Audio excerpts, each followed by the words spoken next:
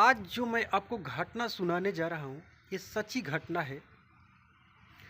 सहदेव निर्दू जो कि छत्तीसगढ़ का रहने वाला है, उसने एक गाना गाया था सोशल मीडिया पर। जाने मेरी जाने मन, बचपन का प्यार मेरा भूल नहीं जाना रे। इसके बाद ये गाना सोशल मीडिया पर वायरल हो जाता है और वायरल होने के बाद ये गाना फिल्म इंडस्ट्री तक पहुंच जाता है। और बादशाह जो कि बहुत बड़े सिंगर हैं, इस बच्चे को अपने पास बुलाते हैं और उसे गाना गवाते हैं और बहुत सारा पैसा कमाते हैं और इस बच्चे को भी देते हैं। साथ ही ये बच्चा इतना ज़्यादा वायरल हो जाता है, भूपेश बघेल जो कि छत्तीसगढ़ का मुख्यमंत्री हैं, वो भी इस बच्चे के पास साथ सेल्फी खींचते हैं और उसे पुरस्कार की घोषणा कर देते हैं। यही नहीं बल्कि कितने लोग इस पर पुरस्कार की बरसात कर देते हैं। अब ये बच्चा कक्षा 7 में पढ़ता है, वायरल हो जाता है, तो हमारे हिंदुस्तान के न जाने करोड़ों बालक इस बच्चे के जैसा बनना चाहते हैं। कोई बच्चा यूपीएससी की तैयारी करना नहीं चाहता, कोई बच्चा आईएएस आईपीएस बनना नहीं चाहता, कोई बच्चा बड़े बड़े हदों पर पहुंचना नहीं चाहता। सबको चाहिए शॉर्टकट। शॉर्टकट मिलेगा, रातों रात स्टार बनना चाहते हैं। सोशल मीडिया का ज़माना है, इसलिए आप इंस्टाग्राम पर देख लीजिए, आप तमाम सोशल साइट पर देख लीजिए, इतना फुहड़पंती हो गया है कि ये कहना बिल्कुल गलत नहीं होगा कि लड़कियां अपने कपड़े उतारने को भी तैयार है। बस उन्हें हाईलाइटेड होना है, रातों रात चमकना है। आज की कहानी कुछ ऐसे ही है। एक लड़की ने कुछ पैसे कमाने के लालच में इतना बड़ा अपराध किया है। अब उस अपराध के बाद उसको क्या सज़ा मिलेगी या नहीं मिलेगी, ये भविष्य के गौर में छिपा है, लेकिन जो किया है उसने वाकई गलत किया है। आज की जो मैं सच्ची घटना है उससे मैं सुनाने जा रहा हूँ। ये सच्ची घटना है। इस घटना से लगभग 112 महिलाएं सीधे तौर पर जुड़ी हुई है, मगर इस घटना के बारे में मैं बात कर रहा हूँ मैं बात कर रहा हूँ एक लड़की की। वो लड़की जिसका नाम श्वेता सिंह है, जो कि उत्तराखंड से उधम सिंह नगर के रहने वाली है। वहीं से 2 दिन पहले उसे गिरफ्तार किया गया है। दरअसल जो लड़की की माँ होती है, फिलहाल ही में कैंसर पीड़िता थी और वो मर जाती है। जब पहला लॉकडाउन लागू होता है तो हमारे ज़िंदगी में कोरोना आया हुआ था। उस लड़की को पापा को कोरोना हो जाता है और वो भी मर जाते हैं। अब इस घर में 4 बच्चे हैं। एक बड़ी लड़की है, दूसरे पर श्वेता सिंह है और तीसरे नंबर पर उसकी एक छोटी बहन है और चौथे नंबर पर उसका एक छोटा भाई है जो कि स्कूल जा रहा है। जैसे कि सहदेव ने एक गाना गाकर रातों रात स्टार बन गया, वैसे ही यह लड़की कुछ अलग करना चाह रही थी। इसीलिए लड़की अपने दोस्तों से संपर्क किया, कांटेक्ट किया। वो दोस्त कहीं बाहर से नहीं आए थे, बल्कि वो दोस्त मिले थे इसको इंस्टाग्राम पर और ट्विटर पर। वहीं से इसको एक आइडिया आया और आइडिया आने के बाद ये दिलचस्प बात है कि श्वेता सिंह ने अपना नाम किसी के साथ उजागर नहीं किया था और श्वेता सिंह ने एक जट खालसा 07 पर उसने एक फेक आईडी बनाई।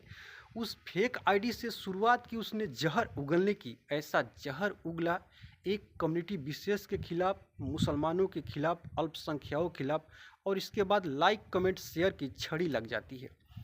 इतने लोग उसके सामने आ जाते हैं बेहिसाब। उससे लगता है कि यहाँ से तो कुछ हो सकता है, कुछ नहीं बहुत कुछ हो सकता है। उसका यह आइडिया था, आइडिया कामयाब होता है। अब उस लड़की ने अपने कदम को आगे बढ़ाना शुरू कर दिया। सोशल मीडिया पर एक गिट हक नाम से एक साइट है, वहाँ से आज़ादी है सबको अपने अपने अहम बनाने की। उस लड़की ने किसी से आइडिया लेकर, यानी सुली डील से आइडिया लिया और सुली डील से आइडिया लेने के बाद उसने मूली बाई ऐप पर एक डाउनलोड फोटो कर दिया और उनके चेहरों को कुछ अलग से ऐसे आपत्तिजनक फोटो के साथ अर्ज कर दिया जिसे देखकर लगता था ये तो वही है असली। वैसे समाज की बातें करती है, वैसे वैसे बड़ी बड़ी बातें करती है और यहाँ नग्न तस्वीर के साथ है और अपनी बोली लगवा रही है। फिर यहाँ से लोगों ने शुरू की है बोलियाँ लगानी। अब उस महिला के एक एक दिन में उसे टारगेट किए जाना लगा और फिर उसकी बोली लगने लगी। अब उस महिला की बोली हिंदुस्तान से बाहर भी पहुंच जाती है। ऐसी बोली शायद किसी को भी सुनकर घिन आ जाएगी, किसी को भी सुनकर शर्म आ जाएगी।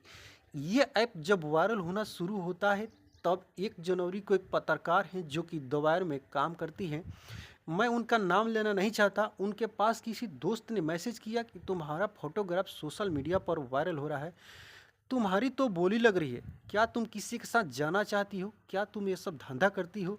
जब उसने इस गहराई को जानने की कोशिश की तो उसे खुद पर शर्म आने लगी। एक आरजे हैं जिनको सुनकर करोड़ों लोग दीवाने हैं। उस लड़की का भी फोटोग्राफ्स उसके अंदर पड़ा हुआ था। उसे देखकर जब अपना फोटोग्राफ्स देखा, उस आपत्तिजनक स्थिति में देखा, तो शायद उसके लिए भी मरने जैसा स्थिति थी।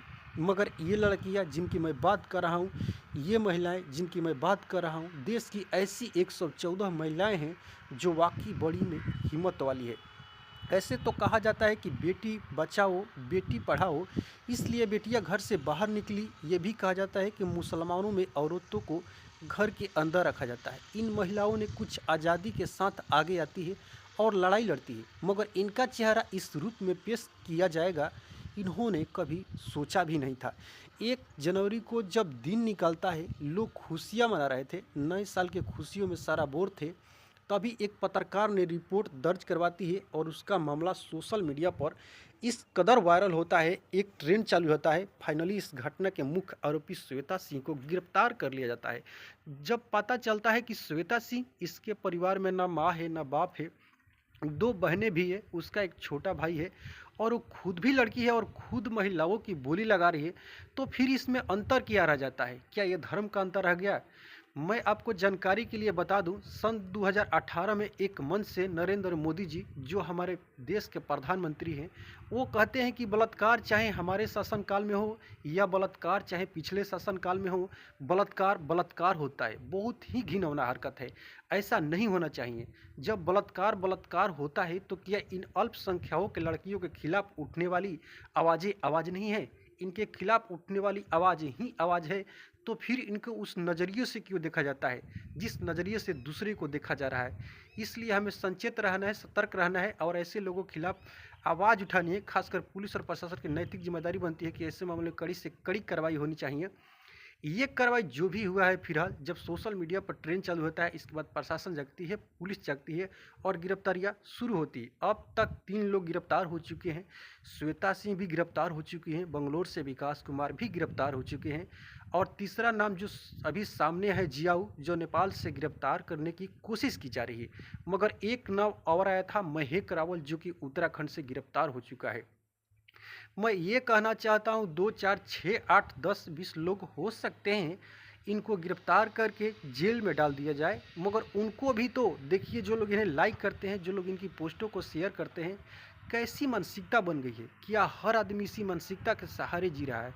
उसको कैसे पाठ पढ़ाया जा रहा है? एक संस्कृति हमारी हिंदुस्तान की रही है, चाहे अलग अलग भाषा हो, चाहे अलग अलग धर्म हो, हमें एकता की पाठ पढ़ाया जा रहा है।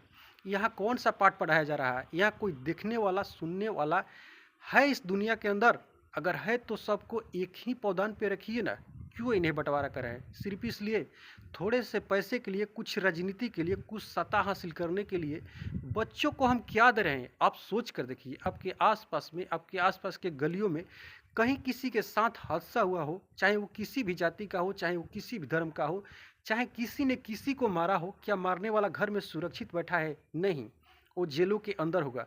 क्या उसका परिवार खुश होगा? बिल्कुल नहीं हो सकता। तो ऐसे में माँ बाप की अपनी जिम्मेदारी बनती है कि अपने बच्चों पर ध्यान दें। श्वेता सिंह बनने की कोशिश मत कीजिए, सहदेव बनने की कोशिश मत कीजिए, मेहनत कीजिए। मेहनत से जो आप कमाएंगे उसमें कुछ अलग ही मज़ा है, अलग ही आनंद है।